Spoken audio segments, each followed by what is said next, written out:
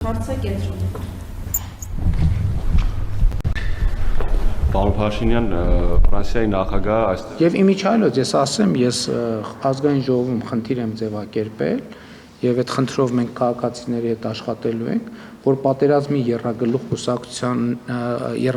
կուսակցություններից որևէ մեկը չհաղթահարի խորհրդարան անցնելու համար անհրաժեշտ շեմը։ Մեր ծրագիրը դա է, որ նրանցից որևէ մեկը պետք է չհաղթահարի խորհրդարան անցնելու անհրաժեշտ շեմը։ Եվ կոնկրետ խոսում եմ Հայաստան դաշինքի մասին, խոսում եմ ուժեղ Հայաստան կուսակցության մասին եւ խոսում եմ Բարգավաճ Հայաստան կուսակցության մասին։ Այսինքն այդ կուսակցությունները հլա պետք է մտածեն խորհրդարան անցնելու մասին, այդ որ ասում են հաղթելու ենք, էս ենք անելու, ինչ ենք անելու։ Ծիծաղելի է ուղղակի։ Այդ եւս մեկ անգամ ցույց է տալիս, որ այդ մարդիկ Հայաստանում քաղաքական գործընթացի հետ ու ժողովրդի հետ ընդհանրապես կապ չունեն, որևէ կապ չունեն։ Իրանց ինֆորմացիայի եւ ներշնչանքի աղբյուրները Հայաստանի Հանրապետությունում չեն այդ 100%։ Կներեք, համեցեք։ Փաշինյան Ֆրանսիայի նախագահ այստեղ ջերմ ընդունելության արժանացավ, բազմաթիվ քաղաքացիներ լուսանկարվեցին, ստորագրություններ վերցրեցին, բայց նաև քննադատություններ եղան, հա, տեսեք, քննադատները ասում են, որ հայ-ֆրանսիական բարեկամությունը, հարաբերությունները նոր չէ, Մակրոնի ժամանակ չէ, որ բարձր մակարդակի վրա է,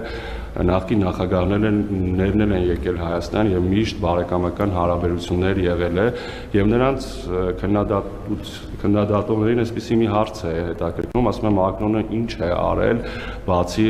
Պրահայում Արցախը Ադրբեջանի կազմում ճանաչելու գործընթացին խավորություն անելուց, այսպիսի քննադատություններ կան, կարող եք առարկայական բացի այդ ջերմ հայտարարություններից բանից ինչ որ բան նշել, որը արել է հայ ժողովրդի համար, նա 44-օրյա պատերազմից հետո պատժամիջոցներ Ադրբեջանի նկատմամբ կիրառել է, թե ոչ, ինչ դրական քայլեր է արել եւ Զելենսկու այստեղ ընդունելությունը նաեւ դիտարկում են որպես հակառուսական քայլ։ Սրա մասին ինչ կասեք այն Զելենսկու, որը Ադրբեջանին շնորհավորում էր հայերի դեմ տարած հաղթանակ տանելու համար։ Խաբքի երկրներ էլ շնորհավորել են օրինակ Բելարուսը։ Օրինակ ես չեմ տեսել, որ օրինակ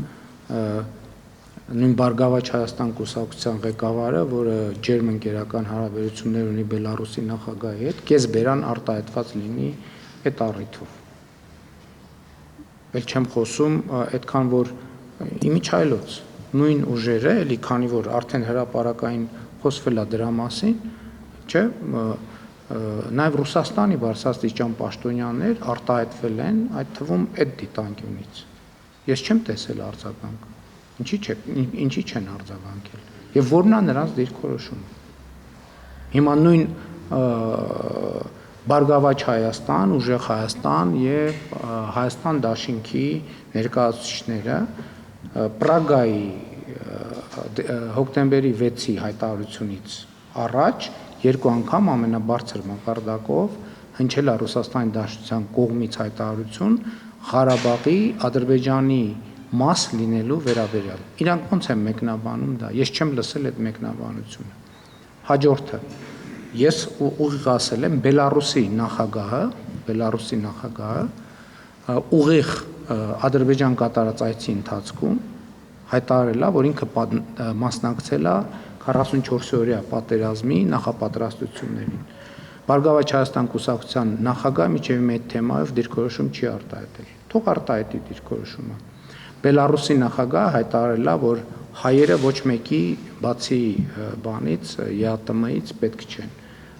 Բարգավաճ Հայաստան կուսակցության նախագահը թող արտահայտվի այդ առիթը։ Ինչ վերաբերվում է Ուկրաինայի նախագահի այցին,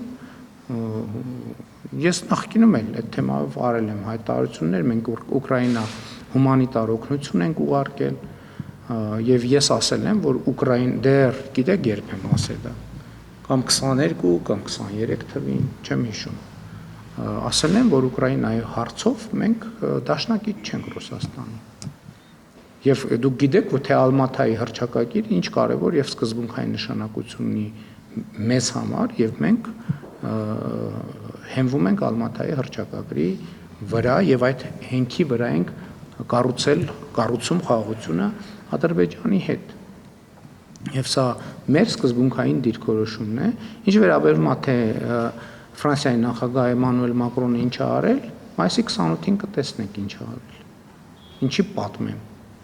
Ցույց կտամ։ Մայիսի 28-ին հույս ունեմ Երևանում կլինեք, տեղ գնացած չկլինի, տեսախցիկները փչացած չեն լինի, հոսանքը անջատված չի լինի, ուրիշ տեղ կարևոր գործեր չեք ունենա, բանում այդ ինչա առնջում մեծ ու կարևոր միջոցառում չի լինի եւ դեն չի ստացվի որ ամբողջ եթերաժամանակը կուղվի բանի